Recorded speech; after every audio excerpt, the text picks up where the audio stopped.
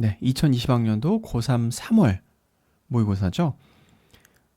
역사상 최초로 고3 3월 모의고사가 4월 달에 치러졌습니다.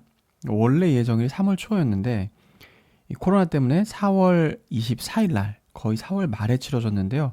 한 달 반 정도가 미뤄진 거죠. 그만큼 걱정도 좀 많이 되실 거고 지금 현 고3 학생들께서는 그리고 실제로 시험을 풀어봤는데 어땠어요? 난이도가 좀 많이 어려웠죠. 고2 때에 비해서 좀 많이 어려워진 느낌이 드셨을 겁니다.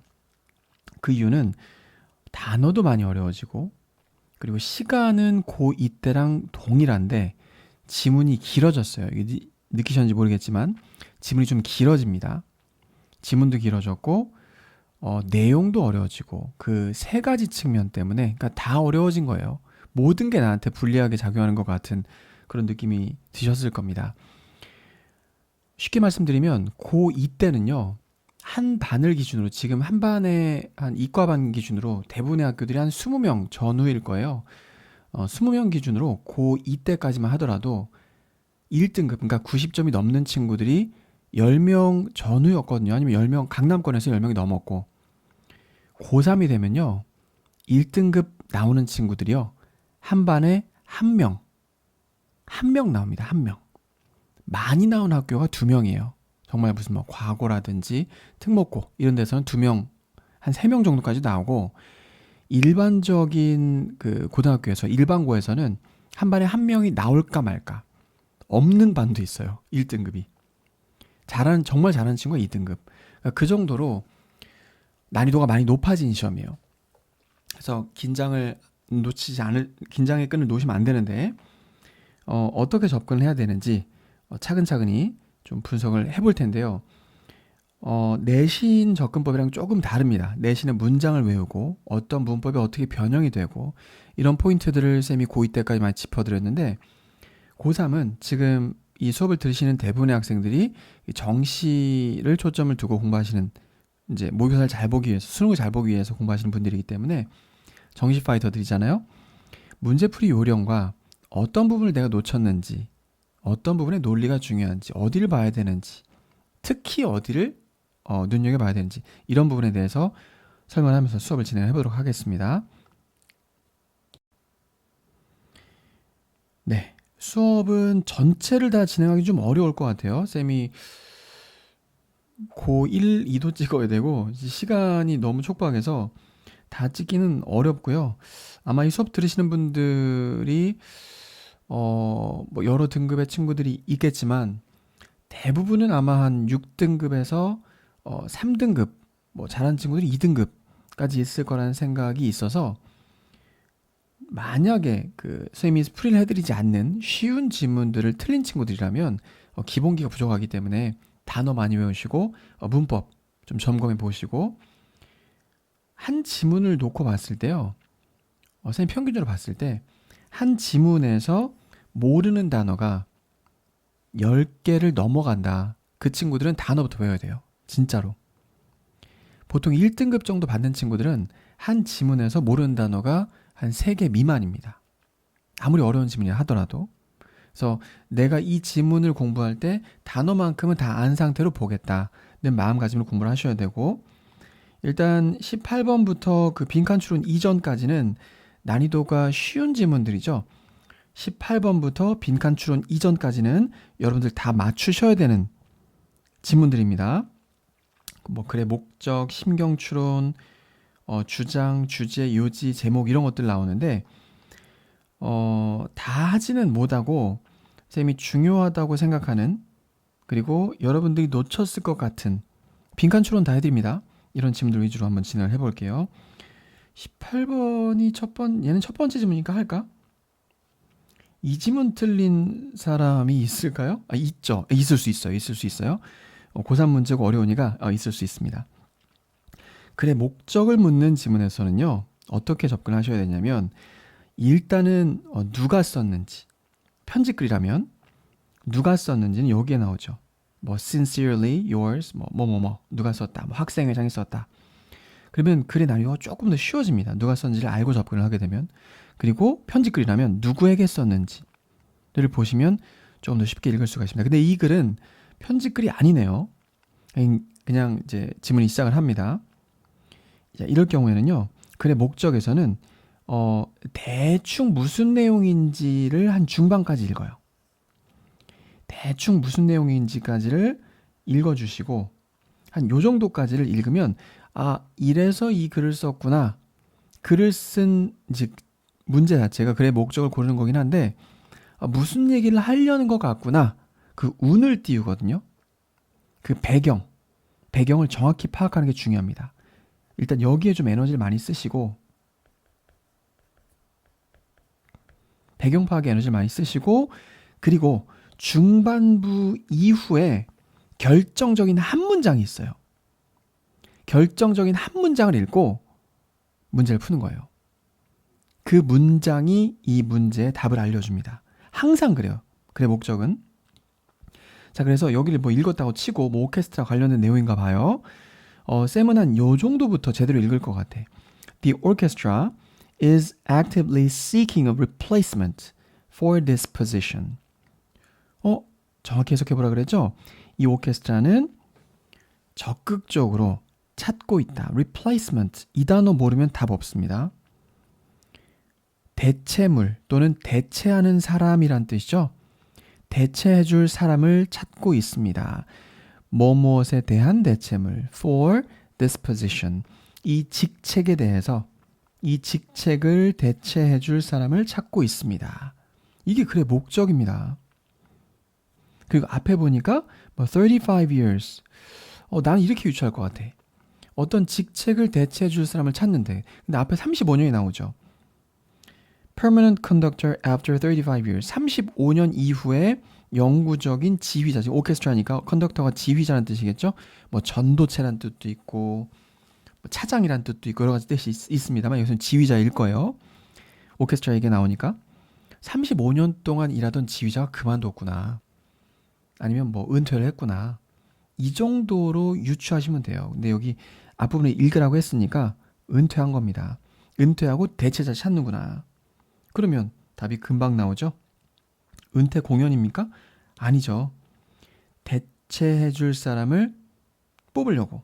다시 말해서 4번이 답인 거죠.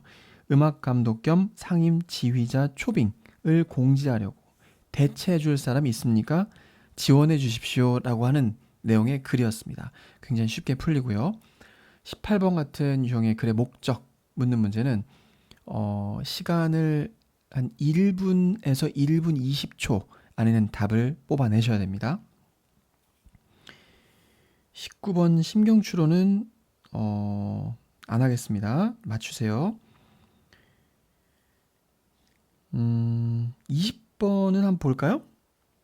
20번도 안 하려고 했는데 보죠. 주장, 필자의 주장, 주제, 뭐 요지 이런 질문 다 비슷합니다. 첫 두 문장을 읽고 글의 방향을 추측하세요. 첫 두 문장이 제일 중요합니다. 자, 그러면 뭐라고 써있는지 한번 보겠습니다. It's unfortunate that 이때 it은 딱 봐도 가주어죠. 대디어가 진주어고 그럼 해석하실 때 대절의 내용을 it에다 넣고 해석하시면 되고요. 대디어는 불행한 것이다. When something goes wrong 무언가가 잘못되었을 때 지금 대절의 주어는 people이에요. People obsess about 사람들은 obsess는 뭐죠? 집착하다. About why it happened. 그것이 왜 발생했는지에 대해서 집착하게 된다. 동사가 obsess구나. Whose fault it was. 그리고 누구의 잘못이었는지 그것이. 이때 it이 가리키는 것은 다 something입니다. 그죠?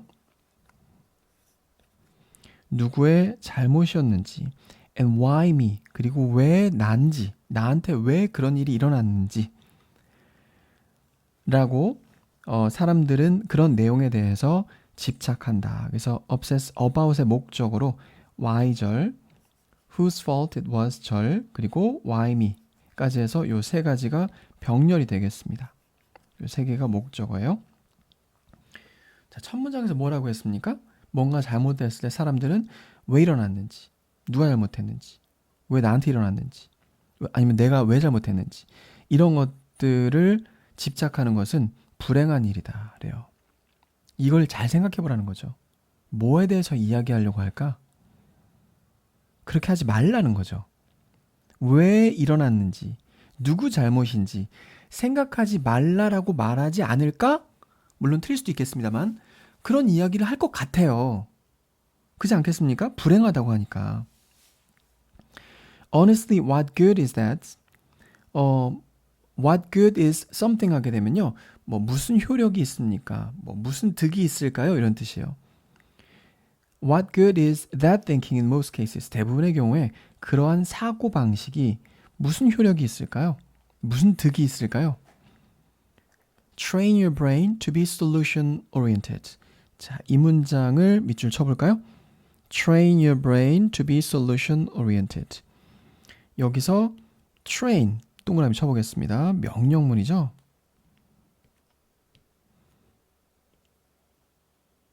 수능 지문에는 네 가지 형태의 글이 보통 나옵니다. 첫 번째 논설문. 이게 지금 논설문이에요. 주장이 있는 거. 논설문. 그리고 이야기글. 아까 신경추론 이야기글이죠. 세 번째 실험글. 실험글. 그리고 네 번째 설명문. 단순 설명문이 있죠. 그렇게 네 가지 형태가 주로 나오는데 논설문이 가장 많이 나오고요. 가장 어려워합니다. 빈칸 추론 대부분 다 논설문이고 이 주장이 있는 논설문 같은 경우는 주제를 뽑아내야 되는데 주제가 있는 문장의 형태가 정해져 있어요. 이렇게 동사 원형으로 시작하는 명령문일 경우에 명령문은 주제를 나타내는 경우가 굉장히 많습니다. 뭐뭐 해라는 거잖아요. 논설문에서 뭐 하랍니까? 너의 뇌를 훈련시키세요. 뭐 되도록 solution oriented. oriented는 뭐뭐 지향적인이거든요. 해결 지향적인, 해결책 지향적으로 너의 뇌를 훈련시키세요. 쌤은 여기까지 읽고 답이 있는지 한번 좀 볼 것 같습니다. 답 있나요? 해결 지향적으로 뇌를 훈련시키세요. 그래요. 4번이 답입니다. 개꿀이죠? 20번에서 오답으로 가장 많이 나왔던 것 중에 3번 있었어요. 실패의 경험을 분석해서 배우려는 자세를 가져라. 이 글을 끝까지 읽잖아? 끝까지 읽으면 3번을 고를 확률이 높아요. 왜냐하면 마지막에 이런 문장이 나오거든. Learn from mistakes, but then move on fast with solutions. 실수로부터 배워라. 그럼 이게 실패의 경험을 분석하라. 같은 이야기잖아. 그래서 이거 3번, 4번 하다가 3번을 고른 친구들이 많았어. 쌤이 가르친 친구들 중에는. 그런데 주제를 확실하게 얘가 어떤 메시지를 확실하게 던지고 있는가 그것만 생각하시면 됩니다. 뭔가가 잘못됐을 때 왜 일어났는지 누구 잘못인지 생각하지 말고 해결책에 집중해라 라고 명령문을 통해 주제를 말하고 있습니다. 주제가 명확한 글이었어요. 그래서 4번이 답입니다. 아시겠죠? 물론 안 그런 글도 있습니다. 다 읽으셔야 되는 글도 있어요. 어려운 지문일수록 다 읽어야 되고 여러분들이 어떤 글을 어디까지만 읽고 뭐 리딩 스킬이라고 하는 소위 그런 것들만 편협한 전술이죠. 그런 것만 가지고 좋은 점수를 받기는 어려울 수도 있어요. 1등급은 특히. 근데 방금 한 것처럼 쌤이 지금 세 번째 문장까지만 해석을 하고 넘어왔잖아요. 20번에서. 여기까지만 하고 딱 보여드린 이유는 뭐냐면 너무 글을 다 읽고 나서 머릿속이 뒤죽박죽 되는 거야. 많은 학생들이. 그렇게 되지 마시라고. 보통 주제는 어떤 형태의 모양을 띠고 있다. 그리고 첫 번째, 두 번째 문장 매우 중요하다. 이 점을 강조하기 위해서 좀 간단하게 하고 넘어왔습니다. 오해 없으시길 바라겠습니다. 21번 지문 보도록 할게요. 21번 지문은 신유형이죠. 신유형이고 이게 2018년도부터였나요? 17년도부터였나요? 추가되기 시작한 유형의 문제인데 원래 18번부터 빈칸 추론 이전까지는 누구나 다 맞추는 문제, 쉬운 문제들인데 이놈이 굉장히 골치 아파졌죠. 얘가 갑자기 꼈잖아요. 18번부터 빈칸 추론 이전까지는 평균 정답률이 막 60%에서 80% 왔다 갔다 해요. 많은 학생들이 다 대부분 맞춘다는 이야기죠. 21번 이 신유형의 정답률은 한 40%에서 50%대 중반을 왔다 갔다 합니다. 어렵다는 이야기예요. 어려운 신유형이 중간에 딱 껴있으니까 위축될 수밖에 없죠. 이 문제를 가장 마지막에 푸셔도 괜찮습니다. 그러니까 순서대로 푸시는 것만이 능사가 아니에요. 고3이기 때문에 여러분들이 이제 나한테 가장 맞는 문제풀이 순서 이런 것들 좀 익혀 나가셔야 됩니다. 어려운 문제는 나중에. 어차피 틀릴 거니까 나중에. 쉬운 문제를 맞춰야 되지 않겠습니까? 자, 밑줄 친 live in the tightest echo chambers가 다음 글에서 의미하는 바로 적절한 것을 찾으랍니다. 이 신용이 어려운 이유는 다 읽어야 돼요. 그래서 어려운 것 같아. 신용은 좀 어려워요. 좀 읽어보겠습니다. 얘는 What happens? 무엇이 일어납니까? When students get the message, 학생들이 메시지를 받게 된다면 어떤 메시지냐면 that, that은 여기서 뭐예요? 동격의 대시죠? 뭐뭐라는 메시지. 그럼 뒤에는 완전한 문장 나옵니다. 그죠? 뒷문장 완전한 문장이에요. 어떤 메시지를 받는다면 무슨 일이 일어날까? Saying the wrong thing, 잘못된 것을 말하는 것이 대절에서의 주어가 saying이고요. 잘못된 것을 말하는 것이 can get you in trouble. 당신을 곤경에 빠지게 한다는 메시지를 학생들이 받을 때 무슨 일이 일어날까요? 잘못된 거 말하면 안 돼. 그럼 너 큰일 나. 이러면 무슨 일이 일어날까요? 자, 주체가 누굽니까? 학생들입니다. 학생들. 그래서 뒷부분 보시면 이 graduates라는 표현도 나왔죠? They do what one would expect. 이때 one은 일반 주어라고 해요. 일반인들, 우리가, 뭐 누구라도 그 정도 의미예요. 누구라도 예상할 수 있는 것, 뭐뭐한 것이죠. 것을 하게 됩니다. 학생들입니다. 그죠? They는 students. 그게 뭐냐면 they talk to people they already agree with. 그들은 사람들과 말을 한다. 어떤 사람들이냐면 목적격 관계대명사 whom 생략되어 있네요. 어떤 사람들 whom they already agree with. 그들이 이미 동의하는 사람들. 나와 의견을 같이 하는 사람들. 그리고 keep their mouths shut about important topics in mixed company. 이때 company 의미 중요한데 company는 한국말로 좀 정확하게 말하기가 좀 어려운데 누군가 같이 있어주는 것 그런 상태를 company라고 합니다. 뭐 회사란 뜻도 있겠지만 여기선 그 뜻이 아니라 회사일 때는 셀 수 있는 명사예요. a company 이렇게 씁니다. 근데 여기 지금 관사가 없으니까 셀 수 없는 명사라는 걸 알 수가 있죠. 영어 회화에서 굉장히 많이 쓰는 표현이고 친구가 나랑 같이 시간을 보내줬어. 내가 어떤 시험에서 떨어졌거나 아니면 안 좋은 일인 키우던 고양이가 죽었어요. 키우던 고양이가 죽었는데 막 내가 슬퍼하고 울고 있으니까 옆에서 친구가 다독여주는 거야. 야 친구야 너 그 고양이 죽었지. 이렇게 뭐 좋은 무지개 나라로 건넜을 거야. 뭐 좋은 곳에 있을 거야. 이렇게 위로를 해주고 그 친구 덕분에 그 힘든 시기를 잘 이겨냈단 말이에요. 자 그럴 때 하는 말이 Thank you for your company. 같이 있어줘서 고마워. 또는 친구랑 즐거운 시간 보냈습니다. I enjoyed your company. 너가 같이 있어준 것을 나는 즐겼어. 재밌었어. 이렇게 굉장히 영어식 표현이죠. 그래서 in mixed company 하면 섞여 있는 사람들의 집합이겠죠. 섞여 있는 동행이니까 섞여 있는 사람들의 집합 속에서 중요한 토픽, 중요한 주제에 대해서는 그들의 입을 닥친이 아니라 담은 상태로 유지합니다. 쌤 평소 언어 습관 이런 거 아닙니다. 그 입을 담은 상태로 유지하고 그리고 종종 don't bother 신경 쓰지 않습니다. 지금 구조 어떻습니까? 동사 병렬 구조죠.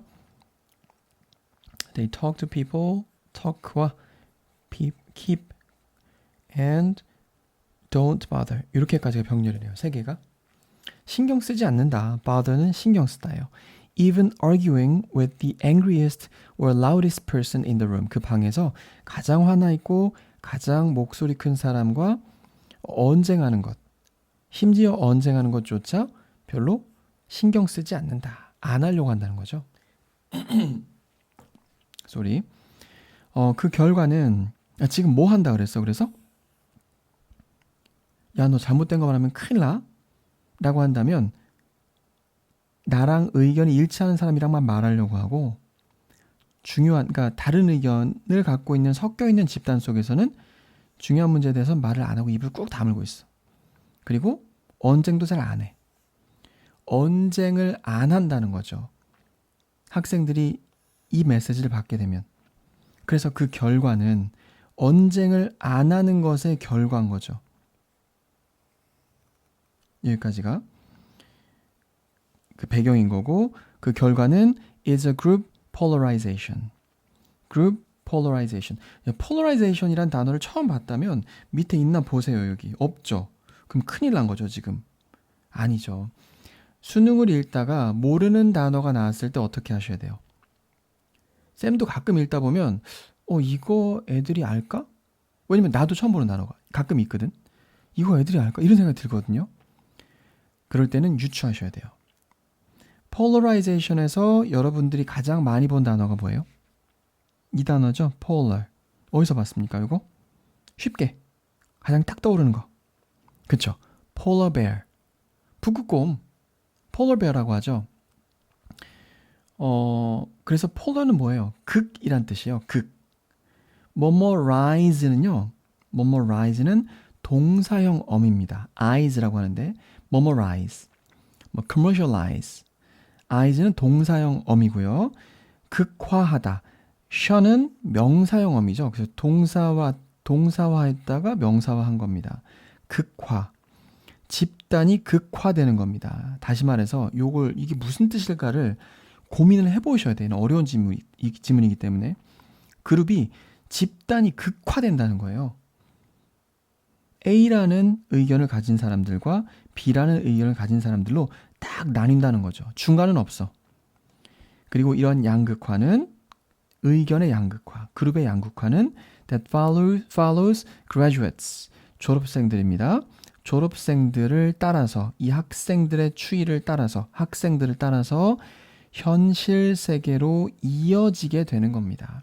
이 학생들이 성장해서 현실 세계로 들어온다는 거죠. 졸업생을 따라서 이어진다는 거예요. 그 추이가. 그래서 이 사람이 발견한 것처럼 책에서 이런 거 읽지 마세요. 책 이름도 중요하지도 않고 이름도 안 중요합니다.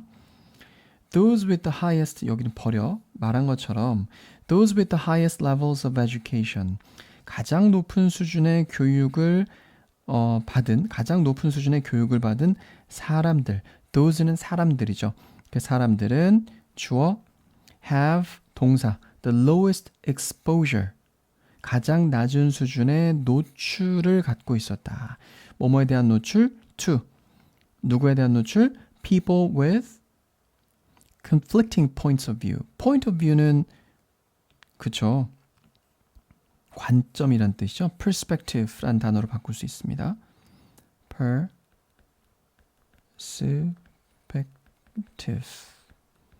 perspectives. 관점이네요.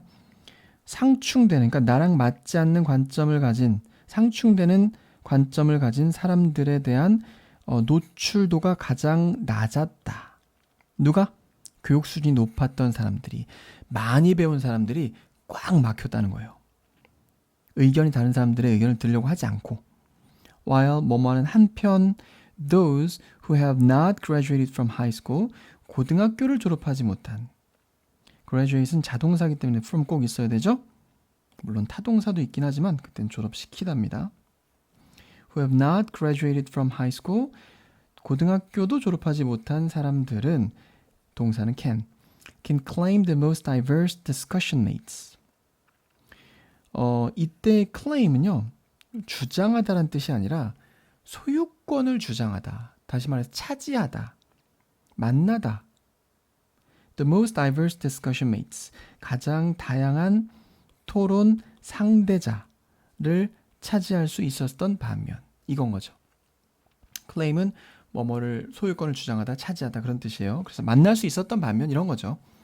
In other words, 다시 말해서 수능에서요. 가장 중요한 접속 부사를 꼽으라고 한다면 쌤은 요 in other words를 꼽을 것 같아. 가장 중요한 접속 부사라고 하면 조금 그런가? 뭐 however도 있고 하니까.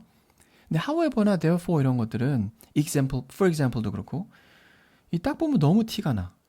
뭔지 알잖아요. 다음에 나온 게 예시인지 아니면 앞에 내용의 결론인지 뭐 앞에 나온 내용과 반대된 내용인지 이런 것들이 너무 티가 나는데 여러분들이 글을 읽다가 논리가 막힐 때가 이런 in other words 같은 표현 만났을 때인 것 같아. in other words는 재진술의 접속 부사라고 하고요. 재진술 접속 부사는 고등어법에서 굉장히 중요한 접속 부사로 꼽습니다. 그래서 재진술 접속 부사 조금만 적어 볼게요. 대표적으로 방금 나왔던 in other words가 있고 다른 말로 하면 이란 뜻이죠. 그리고 namely라는 표현도 있습니다. 다시 말해서 뭐 즉 이런 뜻입니다. 그리고 that is 요 정도만 기억해 두시면 될 것 같은데요. 재진술 접속 부사는 요 세 가지를 병행해서 많이 사용을 하고 즉 다시 말해서라고 했죠.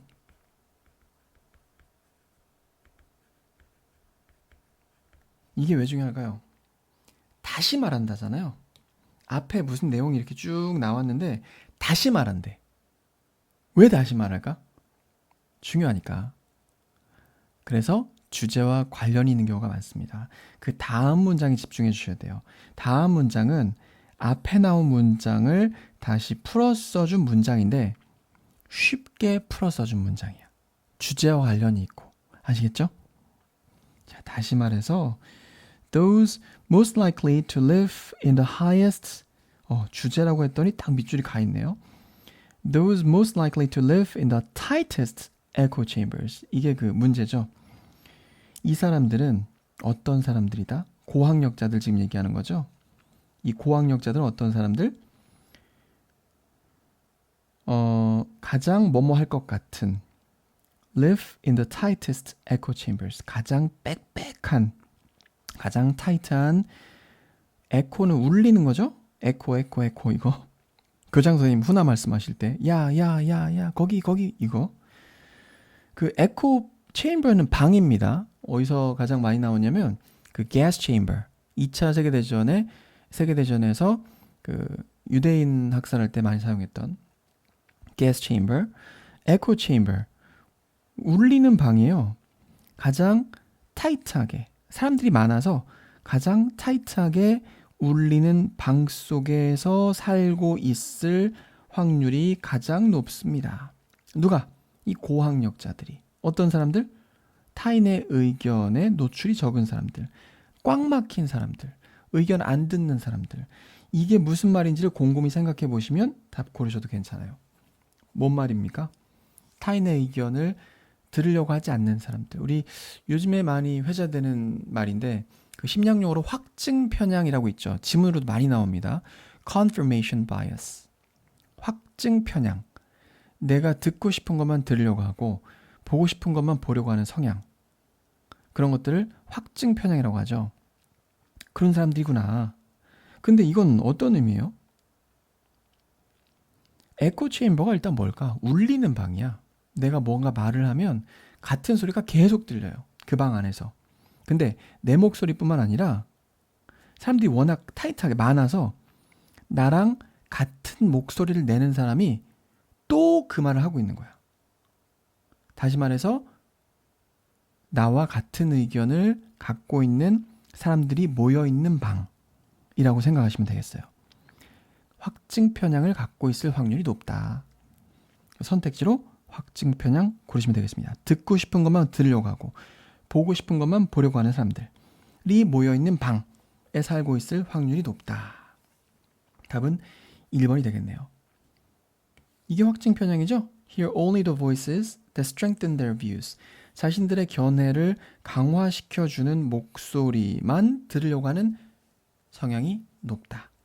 그런 성향이 크다.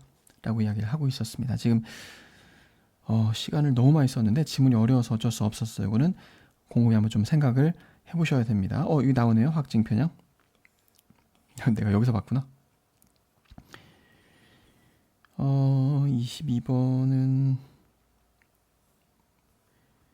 23번은 24번은 요지 주제 제목은 여러분들이 답지랑 비교해 가시면서 한번 좀 공부해 보시고 24번이 조금 어렵긴 했는데 질문 남기세요. 질문 남기시면 쌤이 해드리고 우리는 더 어려운 빈칸 추론을 보러 넘어가도록 하겠습니다. 네, 여기 개꿀 페이지예요. 여기 다 맞춰야죠. 여기서 하나라도 틀리면 안 됩니다. 25번부터 28번까지는 그래프하고 실용문하고 심지어 내용일지도 그냥 비교하시면서 푸시면 되기 때문에 틀리시면 안 되고 다음 페이지로 넘어가도록 할게요. 네, 29번 어법 보도록 하죠. 빈칸 보기 전에 어법 볼게요. 어법은 쌤이 그 어법 영상에서도 한번 언급을 했었는데 어법 문제 접근하실 때는 일단 1차적으로 해석은 하셔야 되고요. 가장 많이 나오는 어법이 뭔지를 먼저 좀 파악을 하고 계시고 그게 동사라 그랬죠? 동사, 그리고 접속사. 접속사는 여기서 관계사도 포함하는 개념이에요. 관계사도 포함하고 관계부사, 관계대명사, 복합관계대명사 다 포함하는 개념입니다. 접속사 두 가지가 주로 나온다고 했는데 동사가 나오게 되면 주로 수일치, 시제, 태, 그리고 병렬. 병렬은 동사가 and, or, but 뒤에 나와 있는지만 보시면 되고 특히 and. 대부분은 수, 시제, 태에서 나오죠. 자, 그러면 어떻게 하면 조금 더 쉽게 접근할 수 있는지 좀 설명을 해드릴게요. 이렇게 동사가 현재형이 많잖아. 현재형이 많으면 얘는 수일치가 하나 껴있을 확률이 큽니다. 왜냐하면 수일치는 주로 현재에서만 수일치가 발생하잖아요. 3인칭 단수 현재일 때, third person singular present 일 때만 수일치를 하잖아요. 과거는 수일치 안 하잖아. 물론 비동사는 하지만 비동사 제외하고 일반 동사는 다 3인칭 단수 현재일 때만 s를 붙이잖아요. 그렇기 때문에 현재일 때는 이거 수일치 중에 하나 나오지 않을까? 긴장해야 됩니다. 아시겠죠? 이미 세 개가 동사예요. 지금 대명사고 시제는 요건 좀 다른 얘기인데 태는요 주어가 했는지 당했는지 이걸 보시면 돼요. 여긴 지금 태 문제가 없으니까. 아니면 이게 뭔지 모르겠다. 그 경우에는 앞으로 조금 건너가서 얘가 어떻게 연결되지 않는가 이런 걸 좀 생각해 보셔야 됩니다. 자, 일단 1번은요 구조 파악부터 먼저. 문법에서는 구조 파악이 제일 중요해. when부터 어디까지가 웬절인가? 여기까지가 웬절이다. much of the work가 주어. 오케이, 주어. is demonstrating 이 동사. 끝난 것 같죠? 근데 demonstrate의 목적어가 대절인 거죠. that they do have control. 그들이 통제권을 갖고 있다. 동사 앞에 둘 쓸 수 있는 건 강조가 있죠. 얘 강조니까 별 문제 없는 것 같고. 2번은 동사에 s 붙어 있잖아. 현재형인데 s 붙어 있잖아요. 그러면 거의 90%가 수일치 문제예요. 뭐 찾으란 얘기야? 주어 찾으란 얘기죠. 주어의 핵. 수를 결정하는 주어의 명사 하나를 주어의 핵이라 부르는데 주어의 핵 찾으란 얘기죠. 찾아볼까요? 어디 있습니까? One wise friend of ours. friend가 주어의 핵이네요. 그러면 얘가 단수기 때문에 advices 맞다 이렇게 보시면 돼요. 좀 구조 파악해 보시면 A wise friend of ours who was a parent educator for 20 years까지가 후절. friend가 주어기 때문에 동사에 s 붙여야 된다. 충고를 하게 됩니다. giving calendars 달력을 주는 것을 충고한다. 별 문제 없죠.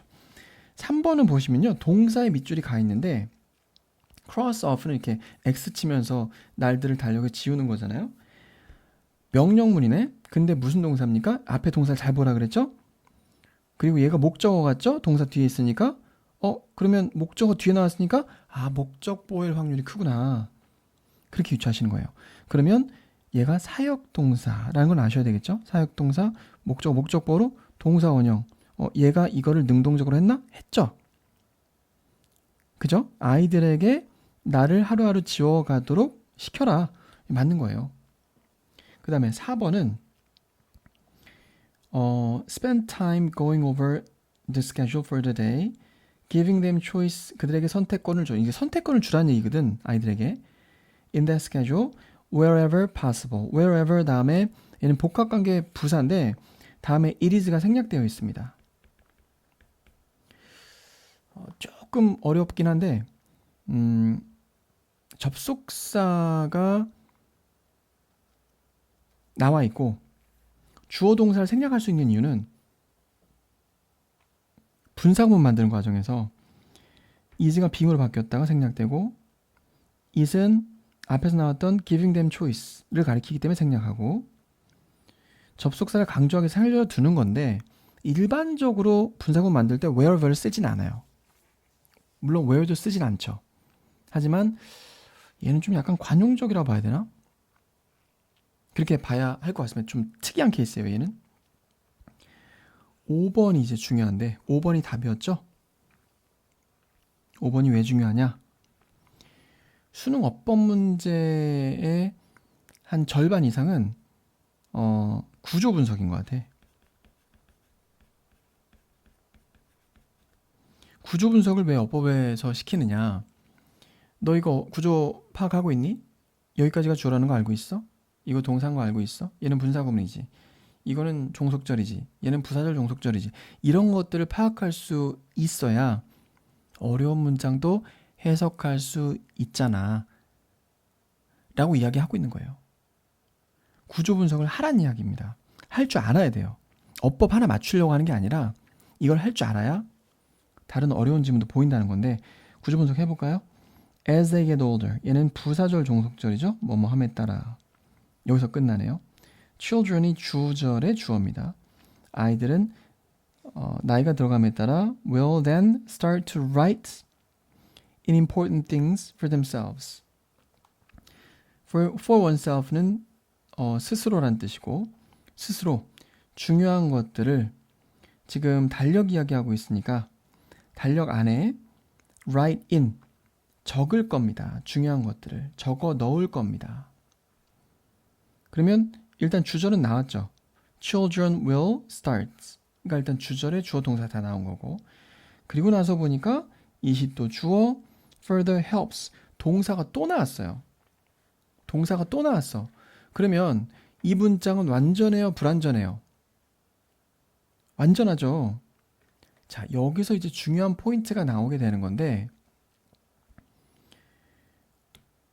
앞문장도 완전한 형태의 문장이 나왔고 뒷문장도 완전한 형태죠. 이게 포인트예요. 그런데 그 사이에 접속사가 없잖아. 여기에 and가 들어가야 돼. and가 들어가면 5번은 문법적으로 맞아요. and it이라고 쓸 수가 있죠. 이렇게 쓰거나 아니면 접속사 and죠. and 접속사잖아. 접속사 플러스 대명사 많이 보지 않았니 이거? 접속사 플러스 대명사 역할을 하는 것이 관계사니까 다시 거꾸로 얘기하면 관계사는 접속사와 대명사를 포함하고 있는 개념이기 때문에 이 둘을 한꺼번에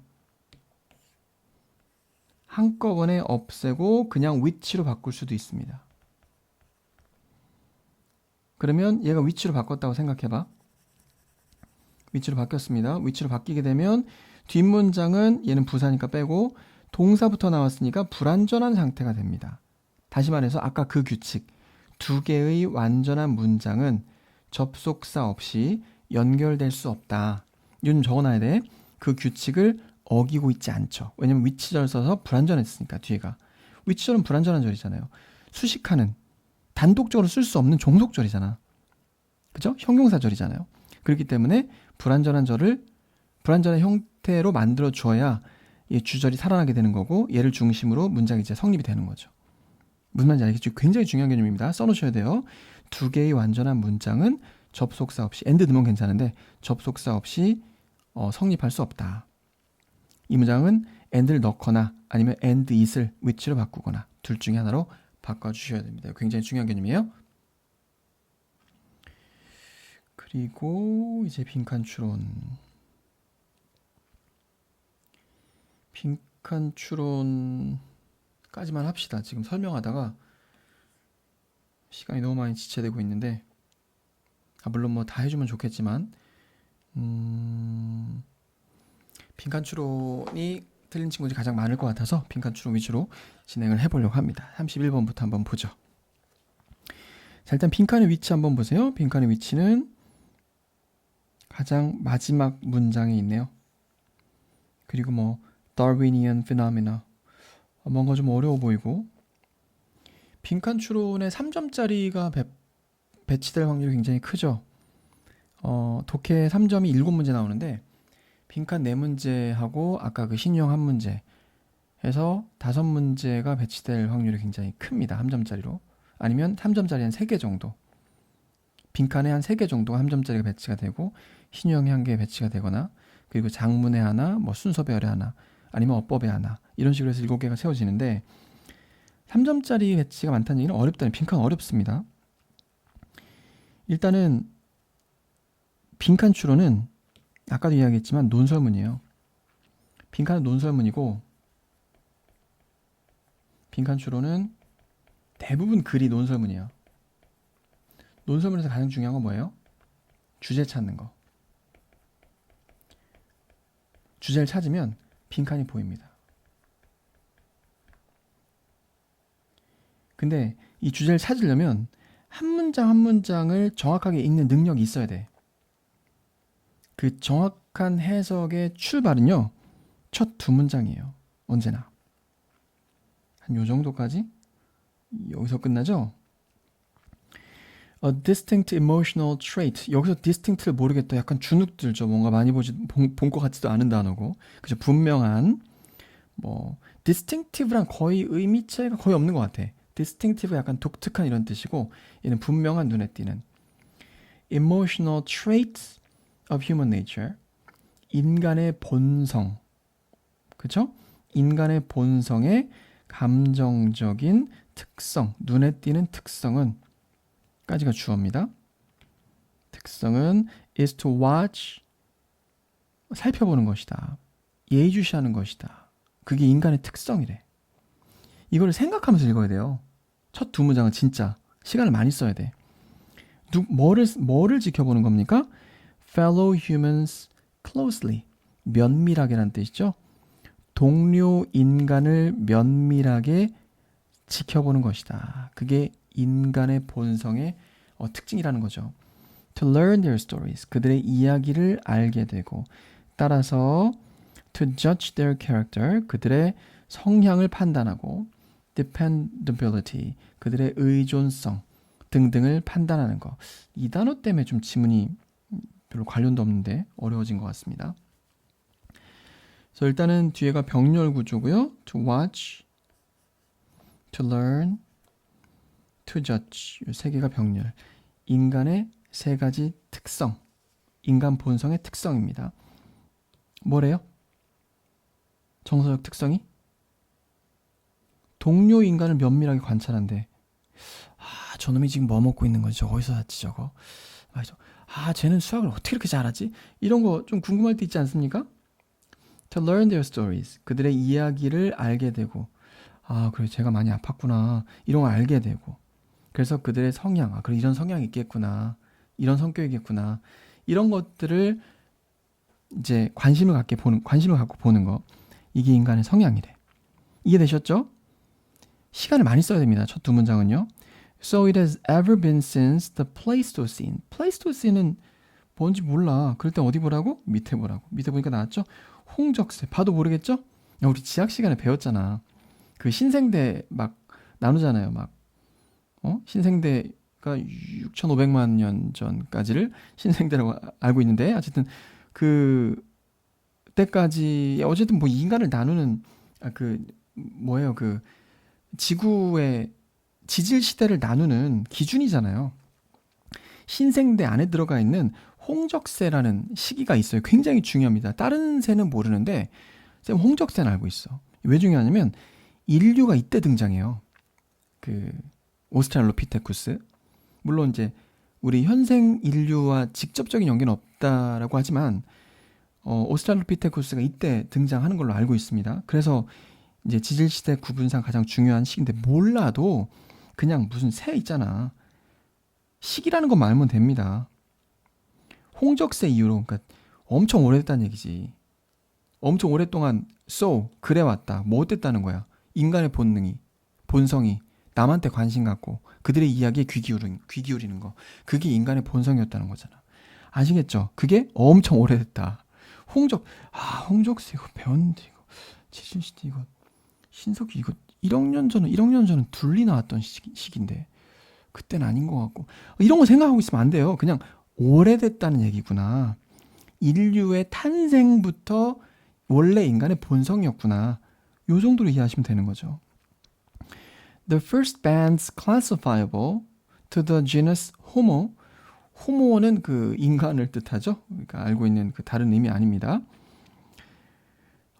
bands는 뭡니까? 무리란 뜻이에요. 예전에 그 영국 드라마 굉장히 유명했던 영국의 그 HBO라는 회사에서 만든 영드 중에 Band of Brothers라는 영드가 있었는데 굉장히 재밌게 봤어요.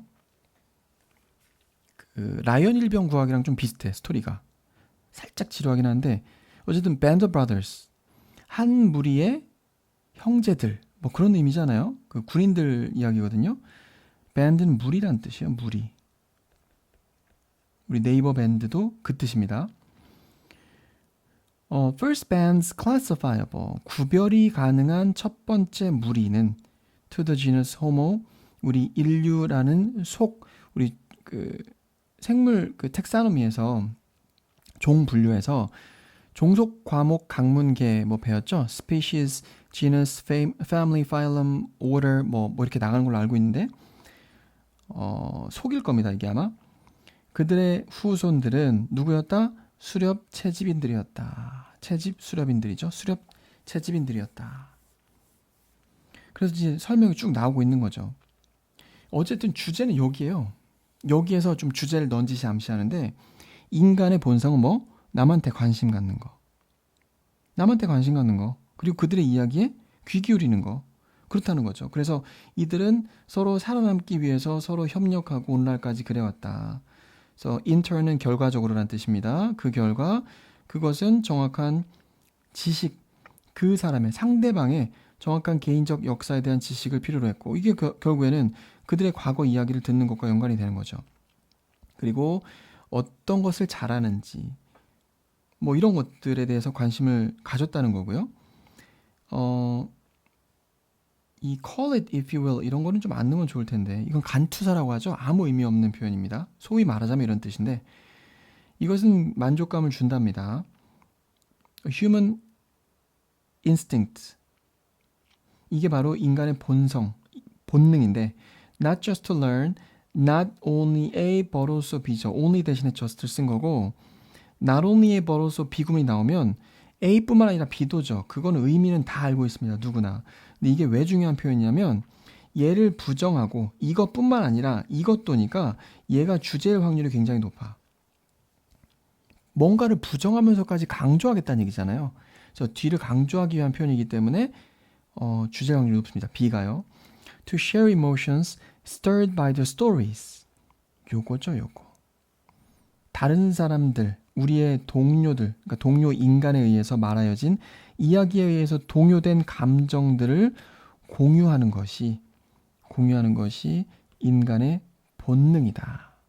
그러니까 남 이야기에 귀 기울이는 거, 관심 갖는 거, 이게 인간의 본능이다. 자, 그럼 주제는 나오죠. 첫 번째 문장에서 뭐 이야기했어? 남 이야기에 관심 갖는 거. 동료 인간을 면밀히 관찰하는 거. 그러면서 뭐라 그랬어요? 그 사람의 개인적 역사에 대한 지식을 얻는 거. 그래야 살아남는다 그랬죠. 그리고 나서 마지막으로 정리하면서 그 사람의 개인적 이야기에 의해서 동요되는 감정. 그랬구나. 너 많이 아팠겠구나. 이렇게 감정을 공유하는 것. 이것이 바로 인간의 본능이다라고 이야기하면서 글을 끝내고 있습니다. 그러면서 밑줄은 바로 Darwinian phenomena 뭐라고 이야기하고 있어요? 다윈적 현상이다라고 이야기하고 있네요. 밑줄이. 다윈은 뭘 상징하는 사람입니까? 진화론을 상징하는 사람이죠. 물론 진화론이라고 하는 그 표현이 종회기원에는 나오지 않는다고 하긴 하지만 이 진화론을 대표하는 사람이잖아요. 진화론적으로 의미가 있다.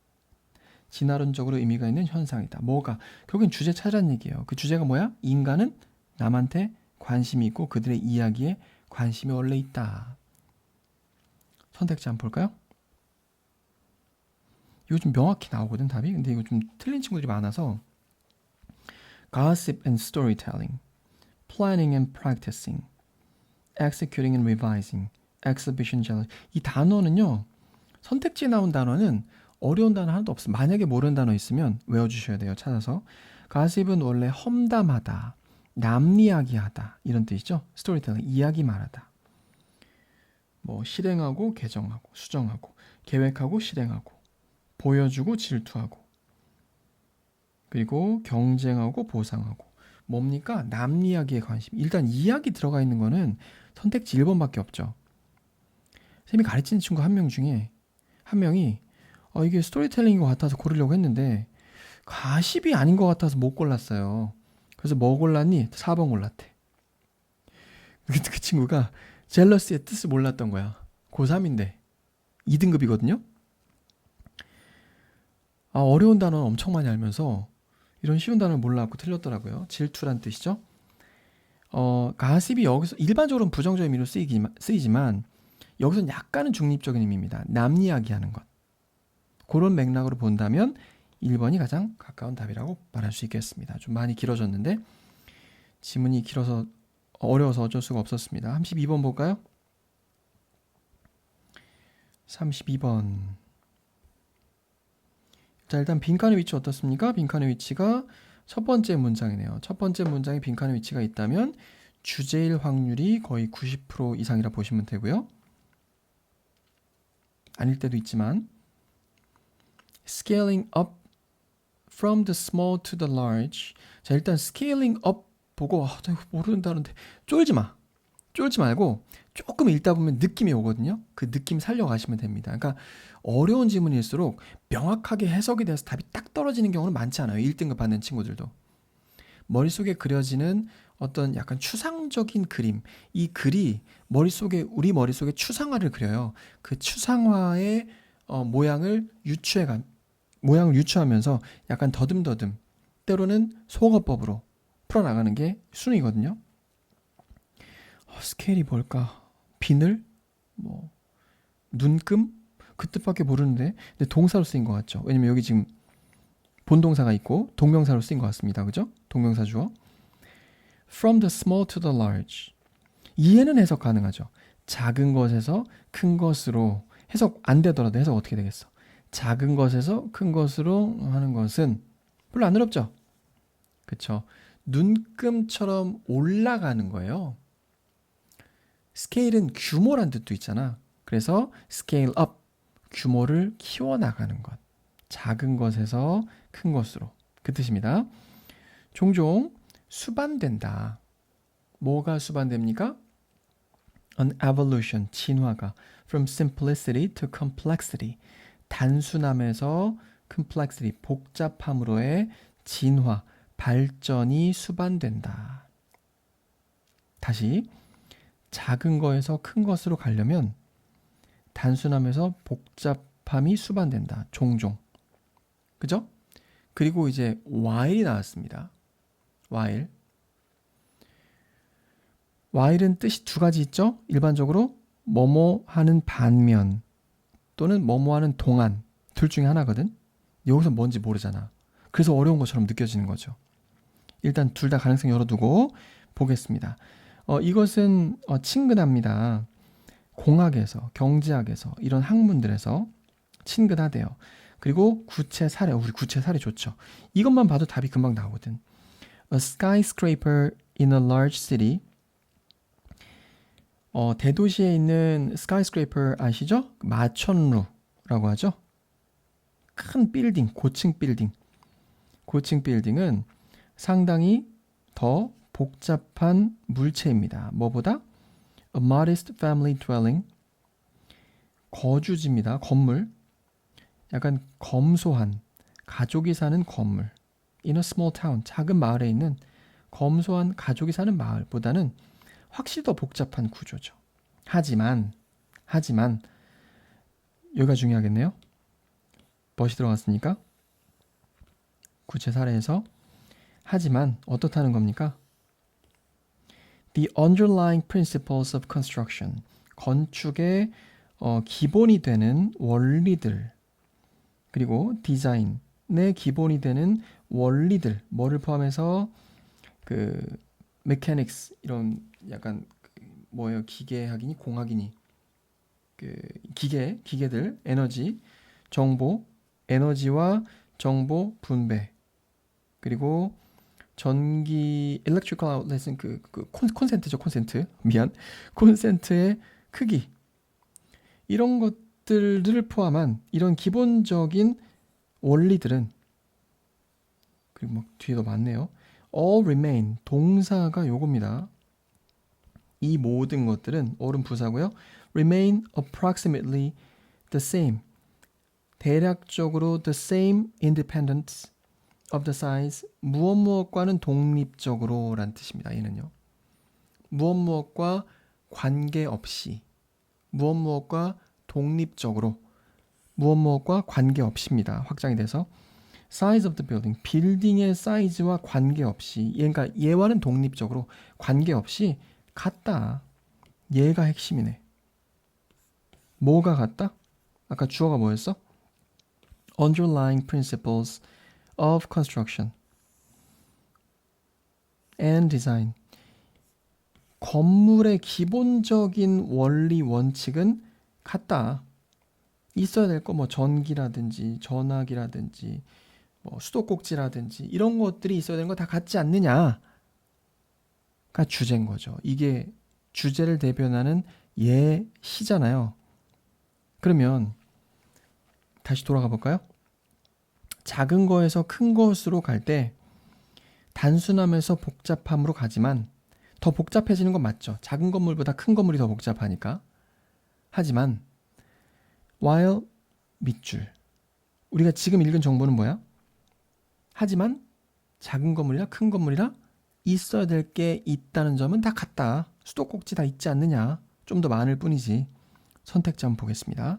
답이 있는지 한번 보는 거야. 여기까지 읽어야 된다는 건 아니에요. 항상. Maintaining basic elements unchanged or conserved. 기본적인 요소들이 변하지 않거나 보존된 채로 유지되면서. 1번이 답이네요. 기본적인 요소들은 다 유지하고 있으면서 1번이네요. 1번. 1번 맞죠 이거? 맞네요. 다른 거를 고를 수가 있습니까 이게? 이 지문 보실 때요. 뭔가 어려운 개념을 설명을 하고 for example을 통해서 예시를 들잖아요. 그럼 이 예시는 주장을 뒷받침하기 위한 예시야. 여기서 이해가 됐으면 여기까지만 글을 읽어도 무방합니다. 만약에 글의 주제가 파악이 됐으면. 뭘 얘기하고자 하는 거냐면 뒤에 similarly 보이시죠? 요거 언제 쓰는 접속부사? 두 번째 예시 나올 때 사용한 접속부사예요. 첫 번째 예시 나올 때 앞으로 한번 잘 봐봐. 맞는지. 첫 번째 예시 나올 때는 for example 또는 for instance. 그리고 예시가 나왔죠. 여기까지. 그리고 두 번째 예시가 나올 때는 similarly를 사용합니다. 유사하게도 유사한 다른 사례를 들자면 이란 뜻이거든. 그러면 내가 첫 번째 예시를 보고 이 사람이 말하고자 하는 주제가 파악이 됐는데 뭐하러 또 읽어요? 시간 낭비지. 읽지 않아도 된다는 얘기예요. Similarly 동의어 표현 하나만 알고 넘어가겠습니다. Likewise 딱 얘만 알면 돼. 유사하게도 두 번째 예시를 언급할 때 사용하는 접속 부사입니다. 아시겠죠? 그래서 얘를 보고 주제가 이해가 됐으면 바로 답으로 가시면 되는 거고 이런 경우도 있어. 첫 번째 예시가 어려워. 얘는 대충 그림은 그려졌는데 얘가 어려워. 뭐 뭔 소리인지 하나도 모르겠어. 그러면 얘랑 같은 성격의 예시라는 거야. 두 번째 예시를 보고 답을 찾는 경우도 있습니다. 아시겠죠? 여기는 생략하도록 하겠습니다. 네, 다음 페이지 볼까요? 네, 33번 질문이죠. Knowing who an author is, 작가가 누구인지 아는 것. 그리고 그 또는 그녀의 그럴듯한 가능성 있는 의도가 in ing네요. 뭐뭐 할 때, 뭐뭐 함에 있어서 어떤 텍스트를 만들어내거나 그러니까 글을 쓰거나 예술 작품을 만드는 데 있어서 그 의도가 무엇인지를 아는 것은 knowing이 주어입니다. is tremendously important to most of us. 우리에게 엄청나게 우리 대부분에게 엄청나게 중요하다. 엄청나게 중요하답니다. 작가가 누구인지 그리고 그 의도가 무엇인지 작가가 누구인지와 의도가 무엇인지 아는 게 엄청나게 중요하답니다. Not knowing who wrote or created, 누가 썼거나 누가 만들었는지를 모르는 것은 모르는 채로 분사구문이네요. 모르는 채로 또는 모른다면 if we do not know겠죠? Some artwork, 어떤 예술 작품은 종종 매우 좌절스럽다. 그렇죠. 이게 누구 작품인지 모르면 이제 추상미술 같은 경우는 그 작가를 알지 못한 상태로 보면 무슨 초등학생이 그린 그림 같기도 하고 비하하는 거 아닙니다. 그렇게 보인다는 거예요. 우리처럼 일반인들에게 예술 지식이 전무한 사람들에게는 그렇게 보일 수 있다는 거죠. 그래서 작가를 먼저 알고 아 이런 의도구나 라고 파악을 하는 게 굉장히 중요하다는 거죠. 우리의 문화는 놓는다 매우 큰 가치를 어디에 speaker, writer, artists 다 누굽니까?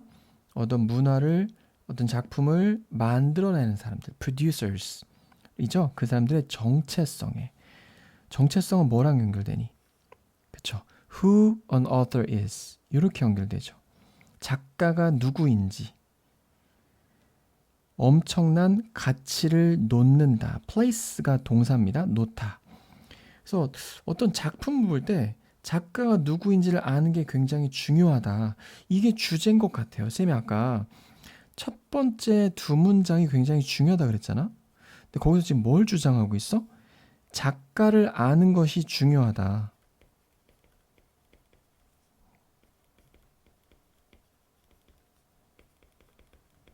이렇게 주장하고 있는 것 같죠? 이게 주제인 것 같지 않습니까? 작가를 아는 것이 중요하다. 이쯤에서 한번 쌤은 밑줄에 들어갈 말을 좀 유추를 해볼 것 같아요. 마지막 문제 한번 보도록 하죠. Book advertisements in New York Review of Books. 뉴욕 타임즈의 그 책 이제 리뷰 서평 있죠? 그리고 뉴욕 타임즈의 여기에 책 광고가 정기적으로 사진, 작가들 그리고 그 작가들의 인용구들 인용된 작가들을 포함하게 되는데 as they talk about their work 그들이 그들의 작품을 이야기할 때 이 모든 것, 이 두 가지는 show that 뭐를 보여준다? 그렇죠. 작가가 누구인지 아는 게 중요하다 아니겠어요? 그래서 그런 맥락에서 선택지를 한번 골라보자 이거죠. 그런 맥락에서 골라보면 작가가 누구인지 아는 게 중요하다. 1번 책 광고 전략은 다각화되고 있다. 다양해지고 있다. 아닌 것 같죠? 우리의 관심사는 이거 as 구문이죠. 뭐뭐만큼 뭐뭐하다. 그들의 책에 있는 것만큼이나 작가에도 있다. 그죠? 관심사가 작가에게도 있다. 이거잖아요. 작가가 누구인지를 아는 게 중요하다니까. 3번 작가들은 영향받는다. 그들이 살던 시대에 중요한 인기 있던 대중적인 작품들에 의해 영향을 아니죠. 4번 아니 북 커버 디자인 아니고 북 라이팅이 아니죠. 2번이 답입니다. 이런 요령으로 푸시면 주제에 근접한 사고를 하는 거. 이거 주제인 것 같다. 계속 끊임없이 유추하면서 읽는 거예요. 아시겠죠? 5등급, 6등급 받는 친구들은 대체적으로 글을 어떻게 읽나 보니까 내가 뭘 읽고 있는지 첫 번째 문장 보니까 어렵거든. 해석이 안 돼. 두 번째 문장 읽어보면 해석이 되겠지라는 생각으로 읽어요. 근데 어려워. 그래서 쭉 읽어. 읽다가 선택지를 봐. 선택지를 봤는데 모르겠어. 그럼 다시 올라가. 여기를 다시 봐야 되나?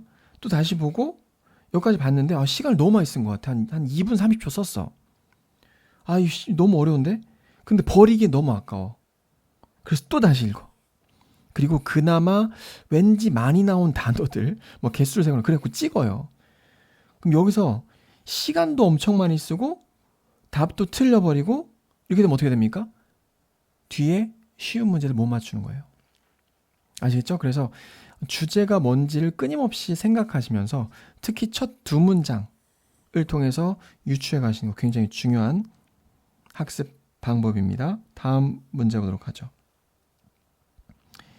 얘는 뭐에 대한 내용이었지? 모든 운동선수네요. 일단 주어가 모든 운동선수들은 타고난 선호를 갖고 있다. 뭐에 대한 선호? 좀 볼까요? 뭐에 대한 선호를 갖고 있냐면 task or ego involved goals in sports. 운동을 함에 있어서 업무, 일이죠. 일, 과제가 포함되어 있는 목표 또는 자신이, 이거는 자신이죠. 자신이 포함되어 있는 목표에 대한 선호, 그러니까 둘 중에 하나를 선호한다는 거예요. 내가 과제를 포함시킬까, 나를 포함시킬까, 이거 잘 뭔 소리인지 모르겠단 말이에요. 한 문장 더 읽어보는 겁니다. These predispositions, predisposition 밑에 나왔니? 나왔네. 성향. 우리 아까 이전 지문인가 나왔던 그 penchant 아니면 tendency 이런 단어와 동의어겠죠? 성향. 이러한 성향은 referred to as task and ego goal orientations. 과제 또는 자아 목표 성향이라고 불리는데 are believed 얘가 주어고 얘가 동사죠.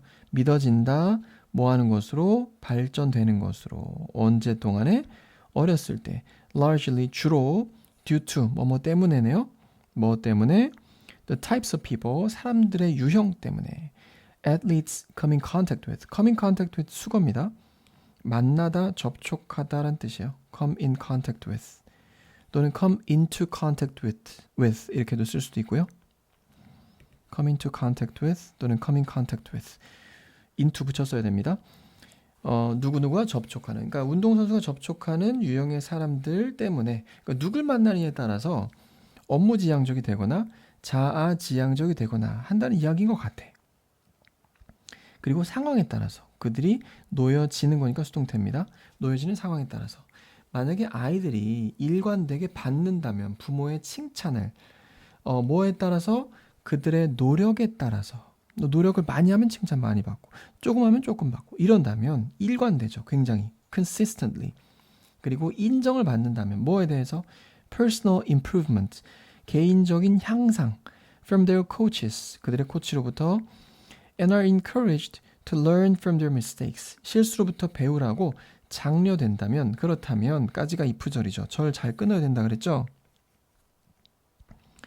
그렇다면 then they are likely to foster 촉진시키다 be likely to는 뭐뭐할 확률이 높다. 뭐뭐할 가능성이 높다. 촉진시킬 확률이 높답니다. 기르다, 촉진시키다예요. task orientation 그런 과제 지향성을 기를 확률이 크다. 라고 이야기를 하고 있는 거죠. 이렇게 목이 따갑냐?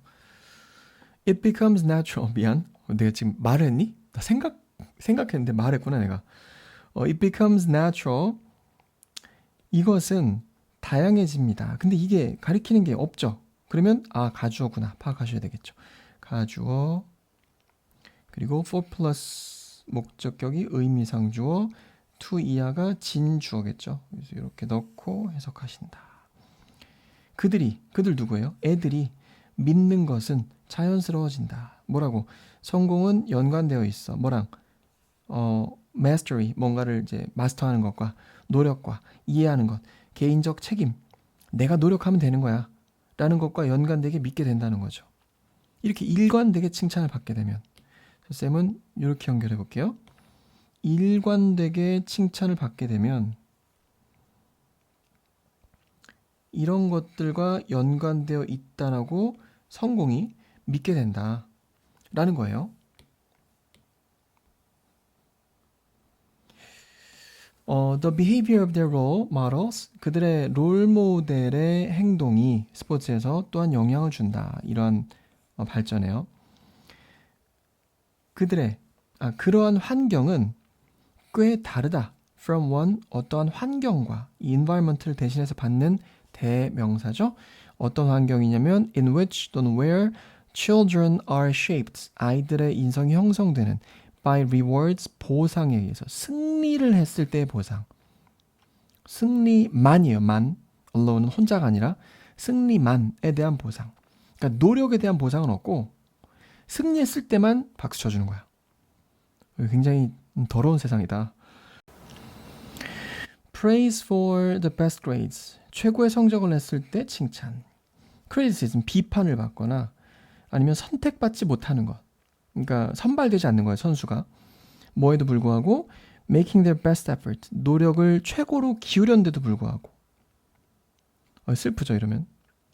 이런 환경과는 다르답니다. 그러면 여기서 말하는 거는 지금 앞에 나왔던 이런 일관된 칭찬을 해주는, 일관된 독려를 해주는, 노력에 대한 칭찬을 해주는 이 환경과 반대되는 환경에 대해서 지금 이야기를 하고 있는 거죠. 이 두 가지가. 요 위에 나왔던 환경하고 여기 이전에 나왔던 환경하고 다른 환경, 어떤 환경이냐 묻고 있는 거예요. 그죠? 다음 문장 보죠. 어떤 코치에 의해서 whose style, 그의 스타일이 is to hand out unequal recognition, 동등하지 않은 인정을 주게 되는 그의 스타일이 공평하지 않은 인정을, 그러니까 편애한다는 거죠. 그런 코치가 있는 환경과는 꽤 다르다. 이 공정한 환경, 그리고 공정하지 않은 환경.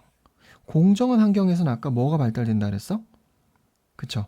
task orientation. 얘가 발달된다 그랬죠. task orientation이. 그럼 지금 얘는 뭐야? 공정하지 않은 환경이죠. 그럼 뭐가 발달할 것 같니? 그쵸? ego orientation이 발달할 것 같죠. 이러한 종류의 환경은 지금 공정하지 않은 환경이에요. 도와준다. ego orientation이 커지도록, 번성하도록, 그죠? 개발되도록. along with the belief, 뭐라는 믿음과 함께. 지금 어떤 환경이에요? 그죠? 더러운 환경. 더러운 환경. 노력 아무리 했는데 1등 못했다고 칭찬도 안 해줘. 2등 했다고 막 비난을 해. 야, 네가 잠을 5시간 자서 그래. 4시간 자야지. 막 그래. 얼마나 서러워요. 그럼 어떤 믿음이 생기겠어? 아, 나는 1등을 해야 되는구나. 반드시 1등이라는 결과만이 내가 칭찬을 받을 수 있는 환경이 되는구나 라는 생각이 들 거 아니에요. 그러면 노력이 중요한 세상이야? 결과가 중요한 세상이야? 그쵸? 결과가 중요한 세상. 그래서 4번이 답이 되겠습니다. Ability and talents.